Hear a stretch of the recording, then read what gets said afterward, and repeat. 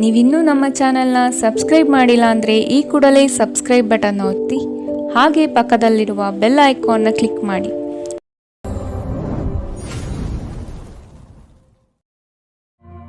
ಈ ಹೊಸ ವರ್ಷದಲ್ಲಿ ನಿಮ್ಮ ರಾಶಿಯ ಭವಿಷ್ಯ ಹೇಗಿದೆ ಎಂದು ಸಾರಾಂಶವಾಗಿ ನೋಡುವುದಾದರೆ ಫಸ್ಟ್ ಕ್ಲಾಸ್ ಆಗಿರುತ್ತದೆ ಎಂದು ಹೇಳಬಹುದು. ಫಸ್ಟ್ ಕ್ಲಾಸ್ ಎಂದರೆ 60 ಅಂಕಗಳು. ನೀವು ಯಾವುದೇ ಕೆಲಸಕ್ಕೆ 100% ಪರಿಶ್ರಮ ಹಾಕಿ ಪ್ರಯತ್ನ ಮಾಡಿದ್ದೇ ಆದರೆ ನಿಮಗೆ ಅದರಿಂದ 60% ಫಲಿತಾಂಶವನ್ನ ನಿರೀಕ್ಷಿಸಬಹುದು. ಆದರೆ 100ಕ್ಕೆ 100ರಷ್ಟು ಪರಿಶ್ರಮ ಹಾಕಲೇಬೇಕು. ಸರಳವಾಗಿ ಹೇಳಬೇಕು ಅಂದರೆ ಈ ವರ್ಷದಲ್ಲಿ ನಿಮಗೆ ಬಹಳ ಪ್ರಯಾಸದ ನಂತರ ಫಲಿತಾಂಶವು, ಅಲೆದಾಟದ ನಂತರ ಆದಾಯವು ಲಭಿಸುತ್ತದೆ. ವ್ಯರ್ಥ ಪ್ರಯಾಣಗಳು, ವ್ಯರ್ಥ ಖರ್ಚುಗಳು ನಿಮ್ಮನ್ನು ಬೆಂಬಿಡದೆ ಕಾಡುತ್ತದೆ. ನೀವು ವ್ಯರ್ಥವಾಗಿ ಖರ್ಚು ಮಾಡಬೇಕೆಂದರೆ ನಿಮಗೆ ಆದಾಯ ಬರಲೇಬೇಕಲ್ಲ. ಖಂಡಿತ ಆದಾಯ ಬರುತ್ತದೆ. ಬಂದ ವೇಗದಲ್ಲೇ ಆ ಹಣ ನಿಮ್ಮ ಕೈ ಬಿಟ್ಟು ಹೋಗಿರುತ್ತದೆ.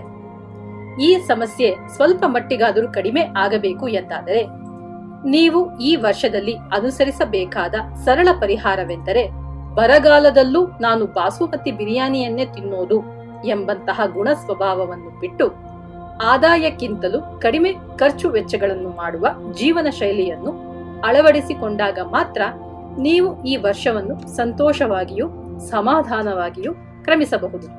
ಹಾಗಾಗಿ ನೀವು ಈ ವರ್ಷದಲ್ಲಿ ಪ್ರತಿಯೊಂದು ವಿಷಯದಲ್ಲೂ ಪ್ರತಿ ನಿರ್ಧಾರ ತೆಗೆದುಕೊಳ್ಳುವಾಗಲೂ ಎಚ್ಚರಿಕೆಯ ಹೆಜ್ಜೆ ಇರಿಸಬೇಕು. ಎಲ್ಲ ಸರಿ ಇದೆ ಎಂದುಕೊಳ್ಳುವಾಗಲೇ ಎಲ್ಲಿಲ್ಲದ ತೊಂದರೆ, ತಾಪತ್ರಯಗಳು ಪ್ರತ್ಯಕ್ಷವಾಗಿ ಬಿಡುತ್ತವೆ. ಸಮಸ್ಯೆ ಬಂತು ಎಂದು ತಲೆ ಮೇಲೆ ಕೈ ಹೊತ್ತು ಕೂರದೆ ಬುದ್ಧಿವಂತಿಕೆಯಿಂದ, ಚಾಣಾಕ್ಷತನದಿಂದ, ಉಪಾಯದಿಂದ ಸಮಸ್ಯೆಗಳಿಗೆ ಪರಿಹಾರ ಕಂಡುಕೊಳ್ಳಬೇಕು. ಹಾಗೆ ಮಾಡಿದಾಗ ಶತ್ರುಗಳಿಂದಲೂ ಲಾಭ, ಆದಾಯ ಹೊಂದುವಿರಿ. ಈ ವರ್ಷದಲ್ಲಿ ನಿಮಗೆ ಹೇರಳವಾದ ಹಣ ಹರಿವು ಇದೆ.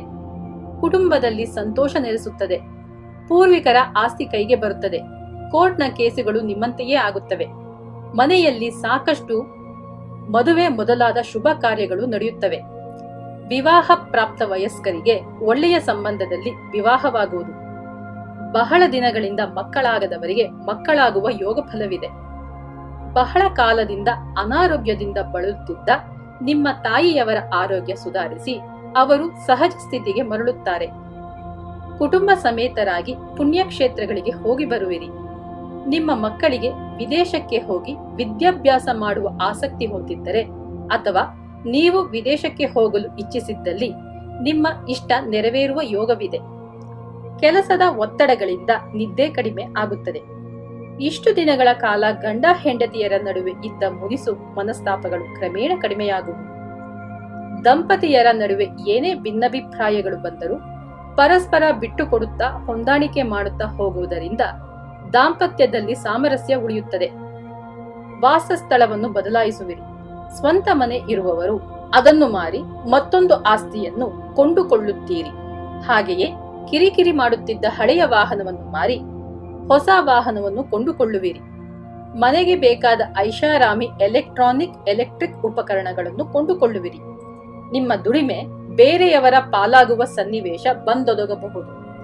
ಹಾಗಾಗದಂತೆ ಜಾಗ್ರತೆ ವಹಿಸಿ. ಯಾರಿಗೂ ಜಾಮೀನು ಹಾಕಲು ಹೋಗಬೇಡಿ. ಶತ್ರುಗಳು ಕಡಿಮೆ ಆಗುತ್ತಾರೆ. ಯಾರೊಂದಿಗೂ ವಿನಾಕಾರಣ ವಾಗ್ವಾದ ಬೇಡ.